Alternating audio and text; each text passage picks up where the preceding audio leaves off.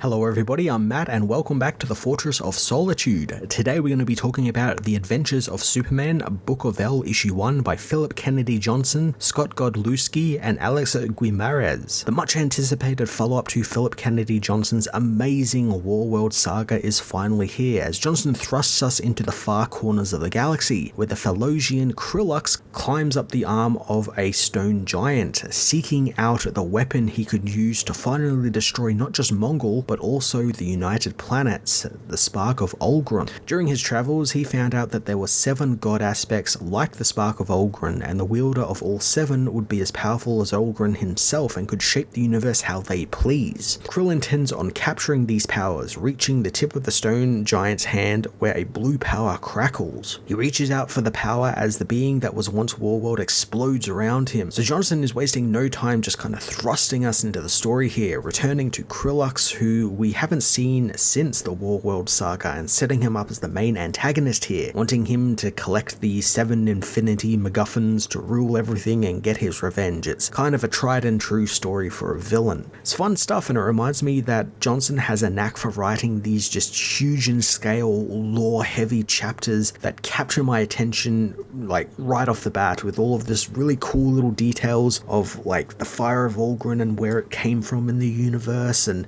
just this grand design he has for this sort of sect of the cosmic DC universe.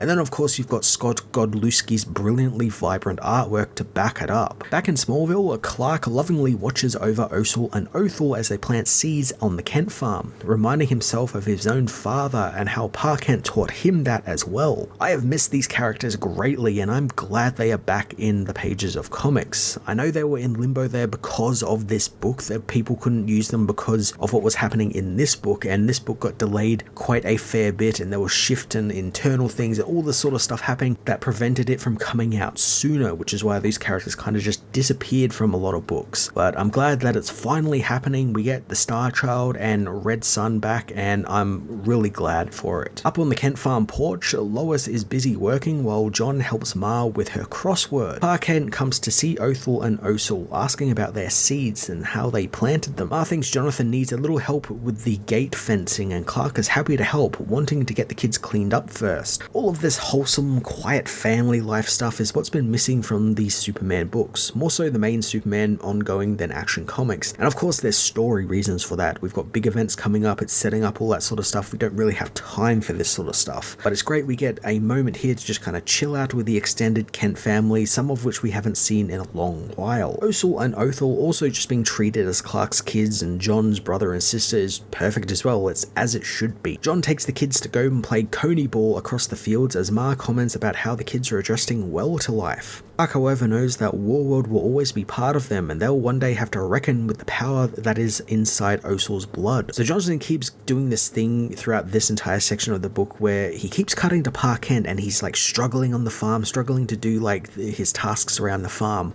He's obviously not a young man anymore, and he's not as young as he used to be, but the last time we got this type of stuff with Pa, where he's, you know, visibly struggling and all that stuff, Pa Kent died, and I really hope that that is not what this is setting up. I really hope that Pa Kent does not die, because it only feels like we just got them back in recent years after years of having them be dead thanks to the New 52. Clark goes to help his father with the gate fencing when suddenly he moves him out of the way at super speed as a giant anchor crashes into the fence, with more falling all around the farm. Clark spots an arriving fleet of alien ships, knowing them to be the Calathengir, the most vicious tribe of WARWORLD. Clark tells Red Sun and Starchild to get the family to safety, telling Pa not to hang the gate until he gets back. Telling Lois he loves her, Clark and John confront the alien warriors, targeting the chains mooring the ships to the planet. Superman contacts the Justice League, telling them of the Warzone fleet invading Smallville, but no one can hear him, making Clark think that maybe this is happening across the globe. As he tosses the ships back through the portals they came through, he wonders how such warring bands of pirates got access to teleportation tech, and them attacking him right here at the Kent farm feels deeply personal. He soon learns who their new Mongol is as Krillux reintroduces himself, having taken down John. Krillux, now imbued with the power he stole at the beginning of the issue, reveals the energy that saved Osel wasn't the only god aspect out there. He found another, and it came at a cost. I do like that there is a visual aspect to this power. It's kind of turned him into like this blue skin, sort of like White Walker, like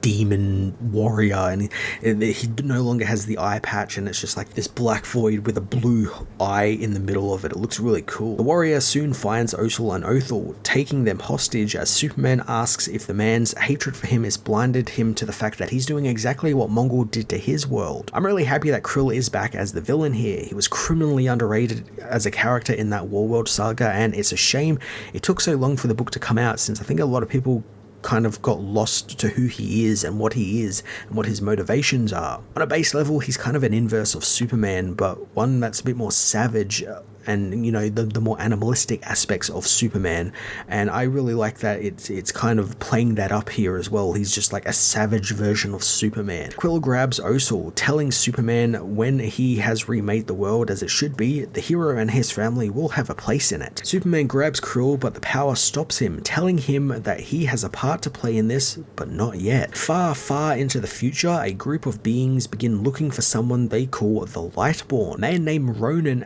assures Thealric that he won't let them find him. They are almost immediately found by the Summer Men, a group of purple-clad beings who say that they forgive Thealric for his thievery and wish to redeem him. They fire their energy beams at him, but it's blocked by Superman, who according to the Book of El has been missing for centuries, seemingly killed in his battle with Krillux, the Promethean king. The final passages of the Book of El talk about how Superman was sent away by a mysterious power to aid his descendants. However, there was no real evidence of this, and it was just rumor, with only hope fueling this that it was real. So man, there is a lot to take in these final pages. We are thrown into the future. Superman is helping one of his descendants named Ronan, who we've seen in some of the covers of this series, and I believe was in some of the future state stuff that Philip Kennedy Johnson was doing way back when. Then there's this weird green little dude who I believe is related to the stuff Johnson was doing over in his Green Lantern War Journal book with John,